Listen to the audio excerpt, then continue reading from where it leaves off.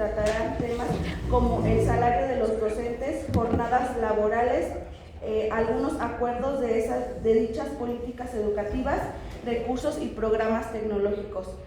Por lo cual les doy la bienvenida a los dos equipos que van a estar debatiendo en esta mañana. ¿Okay? Posteriormente, mi compañera Esmeralda dará una presentación breve acerca de las dos reformas políticas. Muy bien, pues las reformas educativas en México han sido un tema de gran importancia y debate a lo largo de los años. Algunos de los objetivos comunes de estas reformas incluyen mejorar la calidad de la educación, fortalecer la infraestructura escolar, modernizar los planes de estudio y promover la formación y evaluación docente. Una reforma destacada fue la reforma educativa del 2013, que buscaba introducir evaluaciones periódicas para los maestros y promover la calidad de la enseñanza. Sin embargo, esta reforma fue objeto de controversia y críticas por parte de los diversos sectores, incluyendo sindicatos y docentes. Actualmente, el gobierno mexicano promulgó una nueva reforma educativa que derogó la anterior, con un enfoque más centrado en mejorar la calidad de la educación pública y en fortalecer los derechos laborales de los maestros. Esta nueva reforma busca promover la inclusión y equidad en el sistema educativo, así como aumentar la participación de la sociedad en la toma de decisiones educativas. En el presente debate se debatirán las ventajas y desventajas de dos reformas educativas, la del sexenio del presidente Enrique Peña Nieto y la actual reforma con el presidente Andrés Manuel López Obrador. A continuación se explicarán las reglas del debate. Las reglas del debate se van a llevar de la siguiente manera, o este debate se efectuará de la siguiente manera. En cada pregunta se les brindará un espacio de 2 minutos para que cada uno de los equipos presente sus argumentos de la pregunta que se les dará se les solicitará. Posteriormente de esos 2 minutos que ustedes dispondrán, podrán participar 2 personas de cada equipo a responder esa pregunta. ¿Ok? ¿Tienen alguna duda? ¿Cómo se va a tomar el tiempo? Yo lo voy a tomar. Comenzará el tiempo después de que yo realice la pregunta.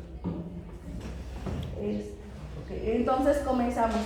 Les vamos a dar previamente un espacio de 2 minutos para que cada equipo presente su reforma educativa. Vamos a comenzar con la reforma de Enrique Peña Nieto.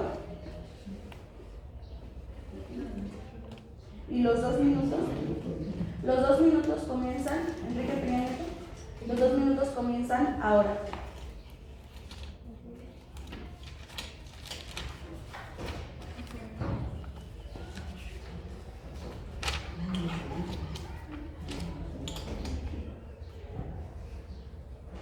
Enrique Peña Nieto.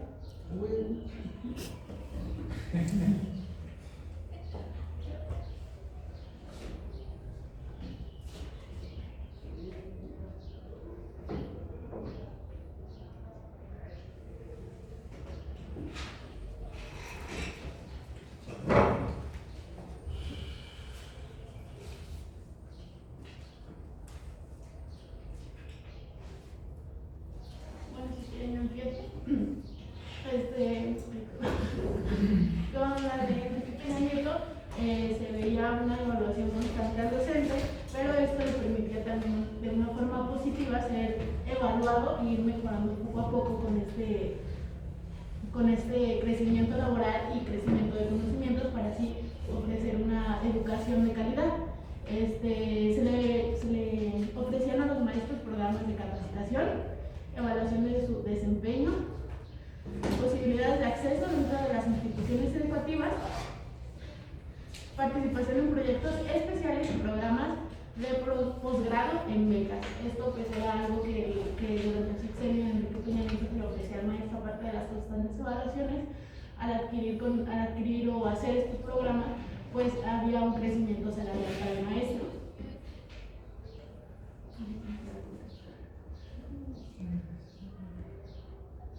¿Disponen aún de 15 segundos más? Creo que el objetivo en general de la reforma de Peña Nieto era garantizar que las niñas y jóvenes de México tuvieran una educación de calidad. Gracias. Misma pregunta para el equipo. Su su presentación acerca de la reforma de Andrés Manuel López Obrador. Tienen 2 minutos a partir de ahora. Muy bien. La reforma de Andrés Manuel López Obrador propone lo que se conoce como la nueva escuela mexicana. Se viene con diferentes sectores como la inclusión, el pensamiento crítico, la interculturalidad crítica, la igualdad de género, la vida saludable y la apreciación de la cultura y la escritura a través de la cultura y artes estéticas. Plantea algo diferente, algo nuevo, a lo que por lo regular el maestro no está acostumbrado, que es el trabajo con campos formativos, que es la transversalidad entre 2 o más asignaturas. Lo que propone para el maestro es que él sea capaz de hacer una lectura de la realidad, de los contextos en los cuales se encuentra la escuela, que esos, como sabemos, son 3: social, escolar y áulico. A su vez, también que realice un codiseño de los aprendizajes que quiere desarrollar en su centro educativo, con el fin de proponer un aprendizaje experiencial en el estudiante, algo que a comparación con lo que es la reforma de Enrique Peña Nieto se centra mucho más en lo que es la parte de llevar a las escuelas lo que es la realidad, lo que es la necesidad de los estudiantes, algo que antes no se venía manejando. Desde que se trabaja no solo con Enrique Peña Nieto, desde que se trabaja en el enfoque de competencias, que nadie lo había cambiado hasta este año. También a su vez pues plantea lo que es la priorización a las escuelas normales para el ingreso al sistema, al servicio, al magisterio, algo que antes no se trabajaba y que si bien es cierto, yo considero que es de lo mejor que pudo haber existido en la reforma, ya que como sabemos pues los normalistas son los que están más preparados, ya que ellos ya tienen esa experiencia en el campo de trabajo. Gracias. Ok, entonces continuamos con nuestra segunda pregunta. La pregunta sería: ¿qué papel ocupa el docente dentro de cada reforma educativa? Comenzamos con la reforma de Enrique Peña Nieto. Se les otorgará 2 minutos a partir de ahora.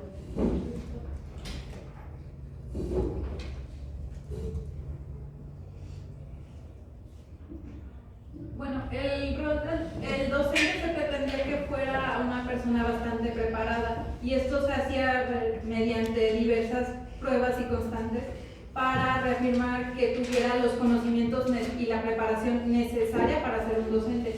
Y esto no solo abarca los conocimientos teóricos de las asignaturas que impartía, sino también ciertas habilidades y capacitaciones que se necesitaban en ciertos cursos, para que en el momento de estar presente en el aula fuera un guía que orientara e instruyera a los alumnos para alcanzar dichos objetivos, dichos temas a conocer.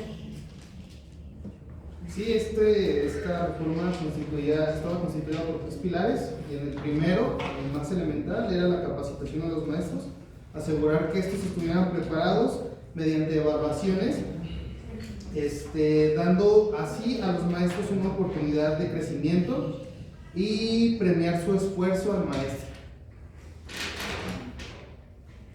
Gracias. Se les recuerda que solamente 2 personas por equipo pueden responder. Entonces continuamos con la reforma de Andrés Manuel López Obrador. La misma pregunta: ¿qué papel ocupa el docente en la reforma educativa? Si bien el maestro dentro de esa reforma pues debe de conocer la comunidad en donde está impartiendo clase para pues, poder definir los contenidos, ya que lo que se pretende es contextualizar todos los contenidos en donde se están desarrollando los alumnos. Además de esto, pues tiene una concepción de trabajo donde debe de integrar la interdisciplinaridad, instrumental, la crítica, la disciplina radical, amplia, racional y holística, que quiere decir que pues dejando de lado, como lo manejábamos anteriormente con la reforma de los compañeros, es la fragmentación de los contenidos para poder evitar esto. ¿Abraham? Sí, me gustaría agregar que al maestro se le ve como un agente de transformación social. ¿Esto a partir de qué? De la contextualización de esta reforma, pues porque, como dijo Tony, el detenimiento se centra más en lo que es las materias y el dominio teórico, pero en esta se ve al maestro como un agente holístico, es decir, que no solo aborde las materias o su capacidad de impartir una asignatura, sino que más bien, además de eso, sea un agente que proponga proyectos, que resuelva problemas, no solo a nivel áulico, sino también escolar y comunitario. Ok, muchas gracias a los equipos. La siguiente pregunta: ¿consideras justo el salario base de los maestros de educación básica tomando en cuenta todas las responsabilidades que desempeñan? Es el turno de la reforma de Enrique Peña Nieto. El tiempo empieza a correr a partir de ahora.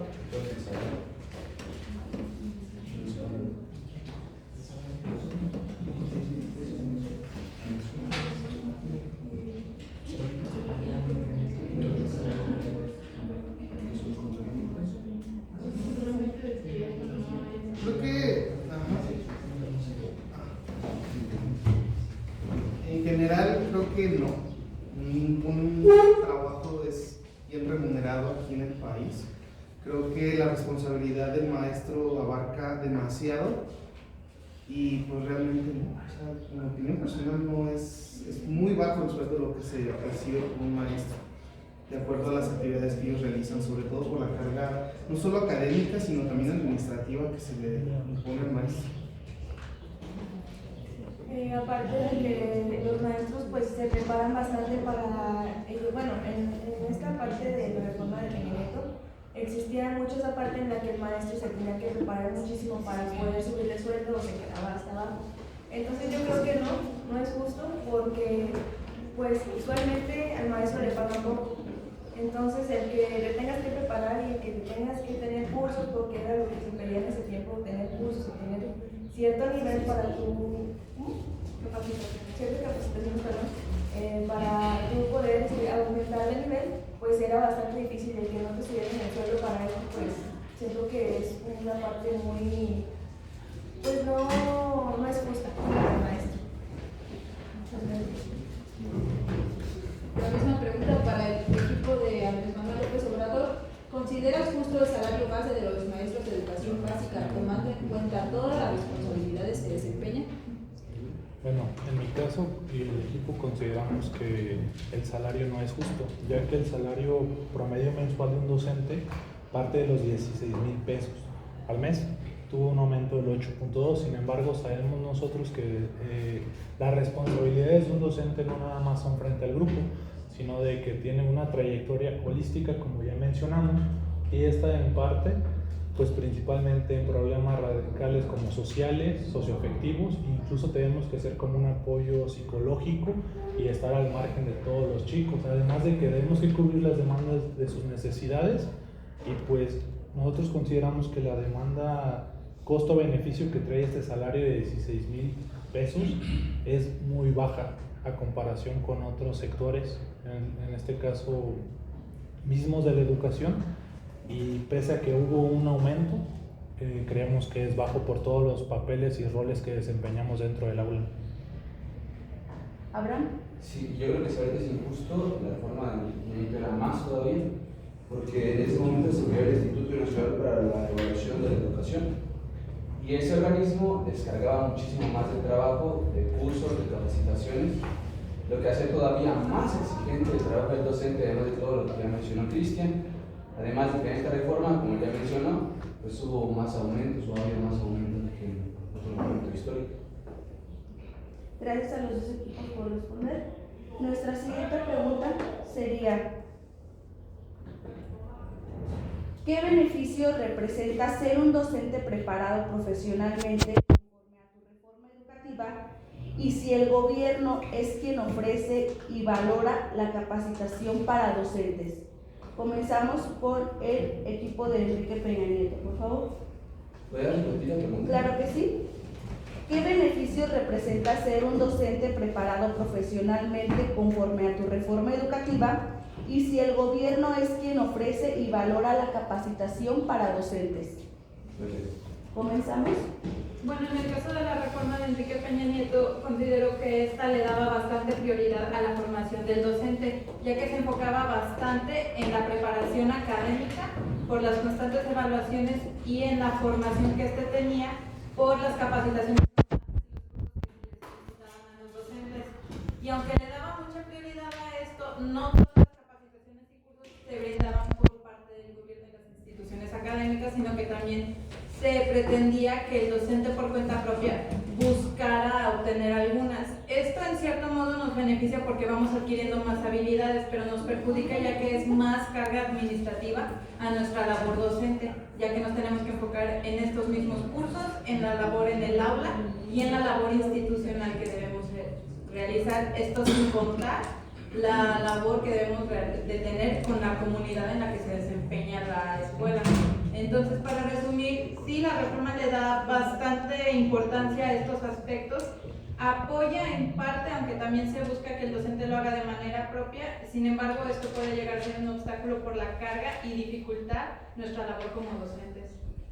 Naomi, tienes la palabra. Sí, bueno, básicamente también esta reforma tenía el objetivo como tal de hacer que esos exámenes fueran como un mecanismo para controlar la calidad, aunque voy de acuerdo con Dalia, a lo mejor para los maestros era un poco más de carga administrativa, pero ese era el objetivo, además de que no solamente era eso el control de calidad, sino el beneficio de que los propios maestros pudieran elevar su salario mediante la realización de exámenes.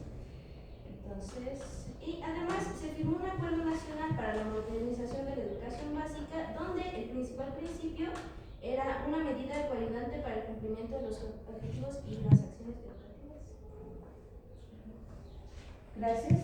Misma pregunta para el equipo de Andrés Manuel López Obrador. Comienza su tiempo. ¿Abraham? Sí, yo creo que nuevamente las diferencias son muy marcadas, porque en esa reforma, si bien se premiaba o se buscaba ese constante estudio, constante renovación, también era un poco como un castigo, porque pues, si no pasabas el examen, si no cumplías con ciertos puntajes, venían repercusiones punitivas. A diferencia de esta reforma, que a lo mejor no incentiva tanto, así como de que si no haces esto te voy a castigar, o si no haces esto otro te voy a bajar puntaje o tal. Pienso que en esta, al igual que con el alumno, al docente se le incita un poco más a buscar eso por fines propios, ¿no? Por fines personales. ¿Para qué? Para ser más capaz de resolver los problemas de los que ya mencioné antes, para ofrecer un mejor enfoque a tus clases, sobre todo hablando de telesecundaria, que necesitamos tanto esta transversalización entre tantas materias. Gracias. ¿Alguien más? También a su vez aportando, ahorita lo que tenemos es, a fin de cuentas, hay semanas de capacitación docente, eso forma parte de la formación. Justamente en la reforma plantea un apartado que de hecho es el número 2, la formación docente, donde provee instancias que aporten conocimiento sobre la comprensión, el seguimiento y la construcción a la solución de las problemáticas de la escuela, la didáctica y la intervención curricular, que es algo que al final de cuentas es algo que se quejan mucho los maestros, pero ¿cuántos de ellos toman estos cursos? Justamente porque era la facilidad que les dio las reformas anteriores en el por competencias, donde era un libro y ese libro era toda la planeación. Es algo que finalmente se Gracias. Muy bien, continuamos con la siguiente pregunta.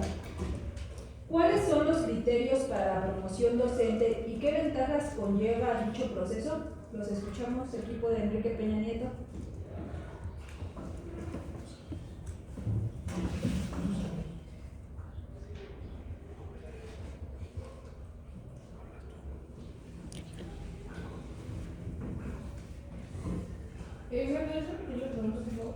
Claro, ¿cuáles son los criterios para la promoción docente y qué ventajas conlleva dicho proceso? Bueno, en cuanto a la promoción docente, encontramos que para el crecimiento laboral de los maestros será necesario estar en programas de capacitación, realizar las evaluaciones de desempeño y participar en proyectos y programas de posgrado con becas. De acuerdo a por ejemplo, a los resultados de las evaluaciones docentes, los maestros como resultados destacados podrían ser acreedores a un incremento salarial de hasta 41% por parte de acciones para mejorar la calidad educativa. Y se tenía que, bueno, los maestros eran creo que acreedores de un 35% y los maestros en zonas rurales de un 41%. Además de que los maestros que impartían clases de nivel medio superior y calificaron con excelente en sus evaluaciones, podrían ser promovidos para tener una plaza con una mejor categoría que les permitiera ganar más. Gracias. ¿Alguien más de su equipo que no haya participado anteriormente en esta información? Kevin, García. Está leyendo la información. Está leyendo la información.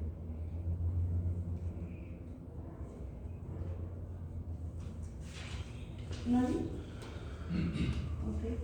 Entonces pasamos, misma pregunta, reforma de Andrés Manuel López Obrador. Ok.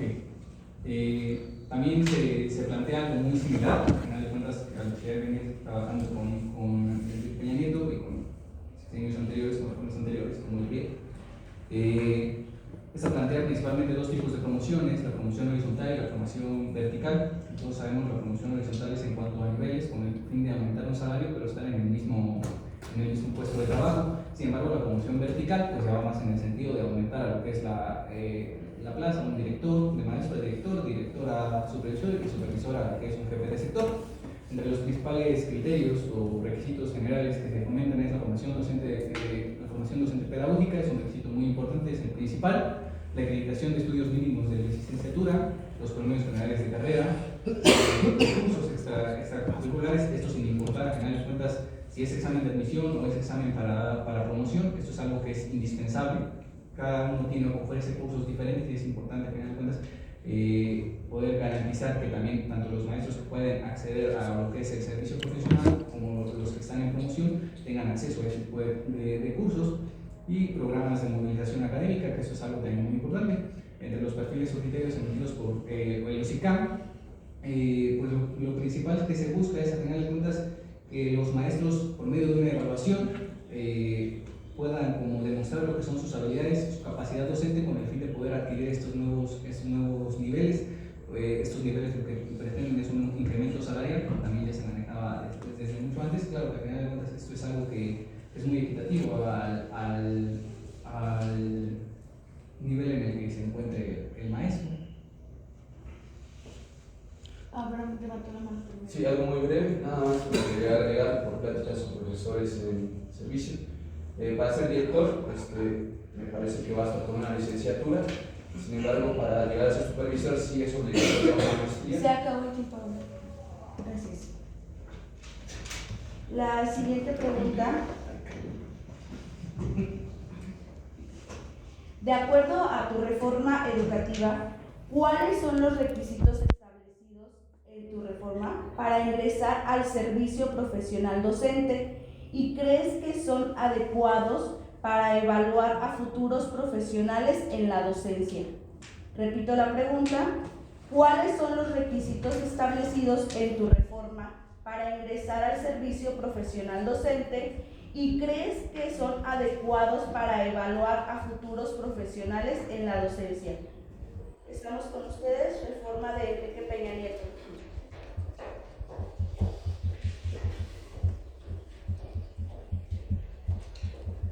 Naomi. Bueno, hay tres tipos de docentes que se establecen en esta nueva reforma, que es primero el docente frente al grupo, quien es el responsable del proceso de enseñanza-aprendizaje y atiende directamente a los alumnos. El siguiente docente que se pretendía formar es los que estaban en funciones directivas, también como supervisores, el productor, personal, administrativo y dirección de paneles y los docentes de actividades técnico-pedagógicas, que creo que es un término que olvidamos cuando llegamos a esta reforma, porque son las personas que oficialmente están asignados para hacer actividades que justamente mejoran este proceso de enseñanza-aprendizaje. Que si creo que fue mejor, creo que a lo mejor no, porque hubo como varias disparidad, digamos que están los docentes y luego están los administrativos y luego están los más de alumnos. Se nota que hay como una brecha bastante grande en ese sentido. ¿Alguien más del equipo?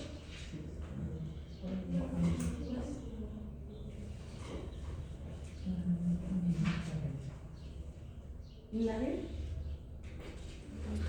Misma pregunta para el equipo de Andrés Manuel López Obrador. Arturo. Claro, para el ingresar al servicio USICAM es necesario poseer una licenciatura en educación o un título profesional en el área correspondiente al área. También aprobar el examen que mide conocimientos, habilidades pedagógicas, didáctica, metodología y la legislación educativa. También el tomar un curso de formación preparado para los aspirantes a las competencias docentes requeridas actualmente en este sexenio. Otra de las cosas más importantes es que, dependiendo si se tiene una cédula profesional o otro documento, es importante que acredite el nivel académico que se posee, es decir, que esté validado. También hay que tener en cuenta que tenemos que tener un registro federal de contribuyentes, un RFC, el cual es importante para ingresar también al USICAM. Y durante el examen se revisa la revisión curricular, los exámenes de conocimientos y habilidades, la evaluación de la experiencia, la verificación de los documentos y por último la entrevista. Bueno, complementando lo de mi compañero, pues principalmente es tener una formación docente pedagógica, ya sea en la escuela normal pública, que te aporta un 15 puntos, o bien en otras instituciones públicas que te aportan 10 puntos. Y bueno, aquí siempre hemos visto que la normal te da como ese pase o ese punto a favor para poder obtener tu plaza. También pues el promedio general de la carrera, que entre pues más puntaje tienes, pues mejor accesibilidad a los demás, ¿verdad? Cursos extracurriculares, que pues también te los ofrece el UCICAM, que entre más puntos, entre más horas tengas, pues te favorece. En la experiencia docente igual tienes que tener pues las prácticas, horas de práctica completas, y en la apreciación y el conocimiento de la aptitud y valores, pues es lo que tienes que cumplir con tu perfil de egreso.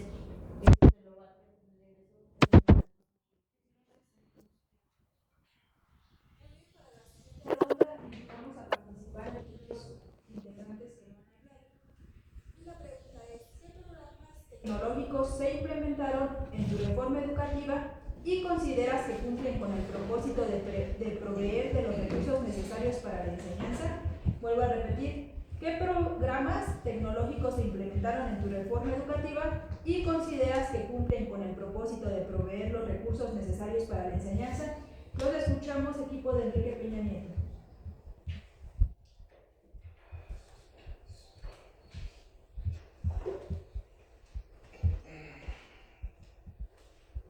Como primer punto, la educación en la reforma de como les comentaba, pues, estaba tres pilares, y el tercer pilar consistía en educación y aulas de calidad. En palabras de Peña Nieto, se planteaba llevar a equipar 33,000 escuelas con lo mejor que se pueda obtener por computadoras, y con lo que ya se estaba llevando en la reforma de Calderón, con las enciclomedias. Creo que es algo difícil por la distribución del país y la distribución geográfica, que pues solamente estas cosas se distribuyen más en las urbes que en las zonas rurales, que se concentran un 30% más en las zonas de población más alta, según el INEGI en el 2015. Y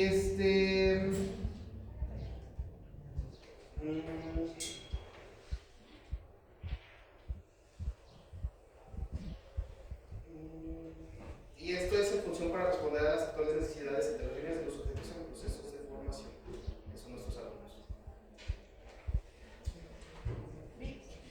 Ok, bueno, pues continuando con lo que dijo mi compañero Antonio, algo que también se hizo dentro de este sexenio de Enrique Peña Nieto fue la implementación el reconocimiento de equipo tecnológico a diferentes alumnos, sectores de la educación, como vendrían siendo las tabletas que se empezaron a repartir para llevar, como se estuvo diciendo en ese tercer pilar, equipar a las escuelas con espacios dignos, tanto con respecto a espacios relacionados al aspecto tecnológico. Quizá tuvieron algunas dificultades al principio, ya que pues menos las primeras versiones. Misma pregunta para el equipo de la reforma de Andrés Manuel López Obrador. Marina, ¿tienes la palabra? Pues el uso tecnológico de esta reforma educativa, pues mediante el programa analítico de la NEP, se pretende que pues, los estudiantes utilicen la tecnología como una herramienta de aprendizaje y desarrollo de sus habilidades en la tecnología. Pues para esto pues, podemos encontrar que se han desarrollado juegos educativos que son muy funcionales, que si bien podemos conocer los contextos es un poco complicado, pero se ha estado pues, se pretende estar laborando mediante diversos juegos que llevan hacia las asignaturas y pues ahora llamadas disciplinas, que podemos encontrar como lo es la plataforma A, que esto ofrece juegos amplios sobre todas las asignaturas o disciplinas. La plataforma B, que se enfoca más hacia el juego con las matemáticas, el aprendizaje de las matemáticas, y la plataforma C, que es un rol educativo en donde se implementa el aprendizaje de la historia. Abraham. Sí, yo creo que lo principal es que tecnología en esa reforma y en esta se entiende muy diferente. Una definición que encontré en la Nueva Escuela Americana de Tecnología es que es un conjunto de técnicas, instrumentos y métodos que en conjunto permiten satisfacer necesidades humanas. Entonces pienso que en esta reforma, más que invertirle erradamente, como ya hemos hablado, en aparatos tecnológicos para escuelas rurales, por ejemplo, se está apostando más por innovar en el sentido de las técnicas, de los materiales tangibles, incluso de las metodologías. Pienso que ahí está el avance tecnológico en esta reforma, más que pues, aparatos. Gracias por su participación. Vamos a continuar con la siguiente pregunta y es la siguiente. ¿La calidad de la educación dentro del aula se ve afectada por la carga administrativa del docente? Repito, ¿la calidad de la educación dentro del aula se ve afectada por la carga administrativa del docente? Kevin, ¿tienes la palabra? Bueno, principalmente yo siento que en la reforma del Peña Nieto pues sí se tenían cierto tipo de carga por lo menos que tenían que estar evaluados constantemente y todo, pero al estar capacitados, pues esto te permite tener unas mejores clases, te permite brindar una mejor calidad de educación. Por lo tanto, yo considero y creo que no afectaba tanto por lo mismo que menciono, o sea, aquellos docentes que estaban preparados, por mucha carga que tenían, pues están capacitados, por lo que vuelvo a comentar, pues te brindaban aquella clase de educación. Y los que no estaban capacitados, yo creo que eran los que pues, podían tener más este efecto, que no daban la mejor calidad de educación, pero pues era por lo mismo de que no están capacitados, por lo que vuelvo a reiterar, a lo mejor es una carga, pero te daban un gran beneficio, el cual era el tener tu clase de calidad, y aparte creo que el estar capacitado pues le permitía también el forjar mejor una educación, ya que los adolescentes, pues, bueno, es una edad en la que están forjando su personalidad, es donde más necesitan como un acompañante, un guía, por llamarlo así, y el momento de estar capacitado, pues bueno, esto le permitía al docente de que pues, tuviera mejor, por lo que yo considero de que no afectaba de demasiado la carga, bueno, en este caso los que estaban capacitados. Bueno, en este caso la reforma de Peña Nieto buscaba reducir como el trabajo a los docentes para que pudieran tener una mejor enseñanza dentro del salón de clases, se pudieran enfocar más en cómo iban a demostrar los conocimientos a los alumnos y cómo iban a implementar el plano que estaban llevando a cabo. Pero pues sí, la reforma buscaba eso, buscaba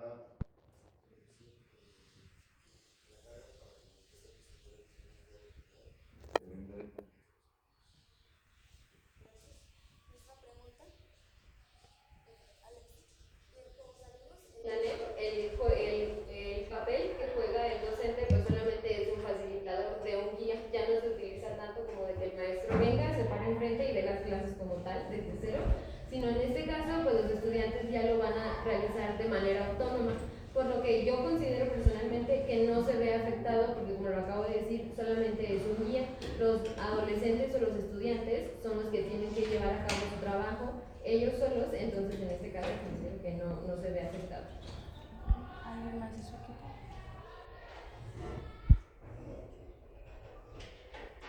Bueno, a su vez también la carga administrativa realmente sigue siendo la misma. Si bien el maestro tiene que estar un poquito más preparado en cuanto al conocimiento del contexto social, no es algo que antes no tenía que hacer. Si bien es cierto es que antes más bien no se le daba prioridad a esa parte. Ahorita como tal el maestro tiene que tener el conocimiento para poder saber dónde está plantado, dónde está su comunidad y dónde tiene que él reforzar los conocimientos.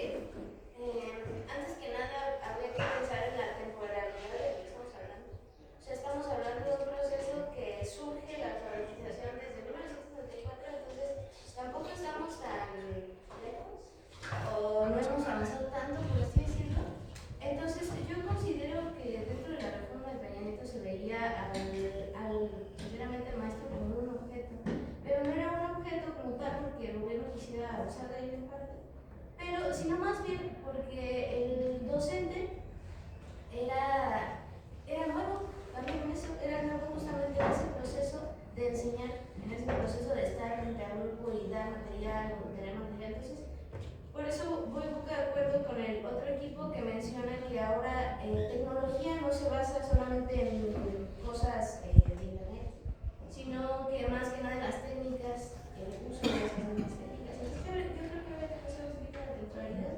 Y aparte de eso, pues en el sexenio de Peña Nieto, pues exceso de violencia, cómo iba a funcionar una sociedad correctamente, cómo iban a impartir correctamente los maestros, si ellos mismos se sentían mal por ese contexto.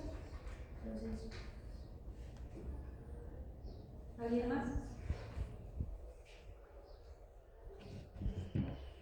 Muy bien, entonces continuamos con el equipo de Andrés Manuel. Sí, yo quiero hacer 2 puntos. Así como dijo Naomi, es necesario saber en qué tiempo histórico estamos parados. Acá nos tocó pues, una pandemia, nuevamente, que hizo que pues, el trabajo docente se viera muy obstaculizado y en el peor de los casos pues, se viera el docente como alguien pues, que no chambeó en la pandemia, ¿no? Se durmió en sus laureles. Eso mermó un poco la visión del docente. Sin embargo, por otra parte, a diferencia de la reforma de Enrique Peña Nieto, acá pues, el maestro ya se empieza a ver involucrado pues, ya sea en eventos, en proyectos sociales. Es decir, el maestro empieza a salir de las paredes de la escuela a contribuir a su comunidad y esto, pienso yo, o me gusta pensar, que está cambiando esa visión del docente que anteriormente se extralimitaba únicamente a enseñar, pues a lo mejor no reprender, pero sí extralimitarse a acciones punitivas, a dar una calificación. Y entonces pienso que sí se está transformando esa visión para bien tras este cambio de enfoque del quehacer del docente. Bueno, si en mi tiempo me da a decir que se ve como el docente, ya partimos de eso, antes de la pandemia se veía como un simple facilitador, ahora yo digo que se ve como una concepción y una adaptación a un sujeto de cambio, ya que se involucra, aparte del conocimiento generado en un aula de clases, como mencionó ya mi compañero Abraham, un agente de cambio en la comunidad que impulsa a los estudiantes para, pues en este caso, concretar un aprendizaje significativo dentro y fuera del aula para hacerle una mejor ciudadano y pues un rol activo en la sociedad a los estudiantes en este caso. Gracias. Vamos a concluir nuestro debate solicitando las conclusiones finales de cada equipo. Cada equipo tendrá un máximo de 2 minutos para que, igual que las rondas de preguntas, 2 personas muestren su conclusión final acerca de su reforma educativa y de los puntos que se trataron en este debate. Comenzamos con la reforma de Enrique Peña Nieto.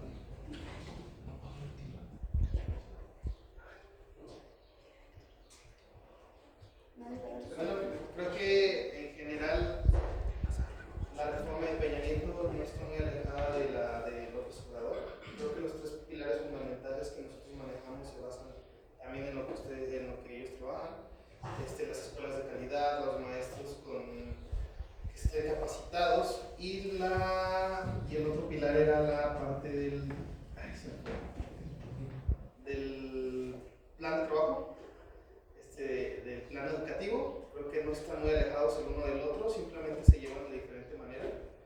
Creo que también hay que ver esa parte del contexto histórico. Obviamente hace 6 años no es lo mismo, ¿no? Ahora surgen otras necesidades después de la pandemia y creo que en general es eso.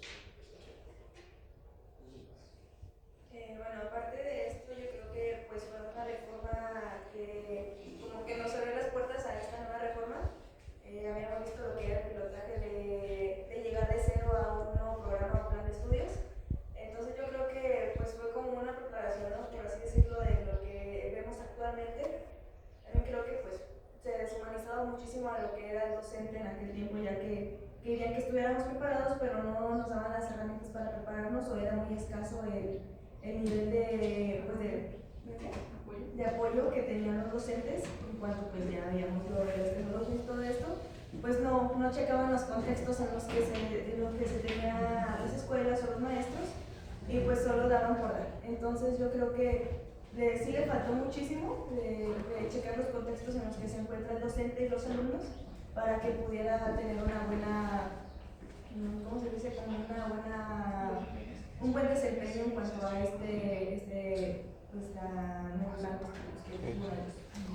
Gracias. ¿Conclusiones finales, Arturo? Concluimos que la nueva escuela mexicana pues es una estrategia nacional que consiste en enfrentar tanto el bajo logro educativo de los programas anteriores, así como la pérdida de aprendizajes, el abandono escolar y la afección socioemocional, una problemática que actualmente está muy presente. Al presentar nuevas alternativas metodológicas como los proyectos, estos involucran directamente a los estudiantes, fortaleciendo en sí el aprendizaje de ellos. Otra de las características que hay que tomar en cuenta es que la formación docente es algo continuo, no es algo que se haga durante ciertos tiempos, y que además de que existe una brecha digital, tecnológica, debido a los contextos. Es aquí donde esta reforma educativa le pide al maestro que adapte y contextualice cada programa y cada actividad que se va a desarrollar bajo los estudiantes que tiene. Aquí involucra 100% la creatividad del docente. Ya no es nada más un agente generador de conocimiento, sino que es alguien que ya se involucra con los estudiantes, la comunidad y con los demás involucrados pues, de la escuela. Esto sumado a lo que es también la parte de lo que es la autonomía profesional, que es lo que ya mencionó Arturo, que es algo que previamente ya no se venía trabajando en lo que es los planes previos, sumado con lo que es el plan sintético, que es algo que era general, pero esta vez ya con un nuevo avance, un nuevo progreso en la educación, como es el plan analítico, que va más con el sentido de, no, pues mi comunidad necesita esto, entonces voy a dar esta parte. Si no tengo los contenidos ahí, yo diseño uno, yo voy y implemento un conocimiento que creo que necesita ese atleta, es algo que no se venía manejando antes. Es como por primera vez la valorización de lo que es las culturas indígenas, lo que es los sistemas educativos, la interculturalidad de la misma, algo que previamente no se venía trabajando y dejaban de lado mucho esta parte de México, que como sabemos es parte fundamental, que contempla más del 30% de la población de nuestro país. Agradecemos la participación de ambos equipos, la información que se nos fue brindada.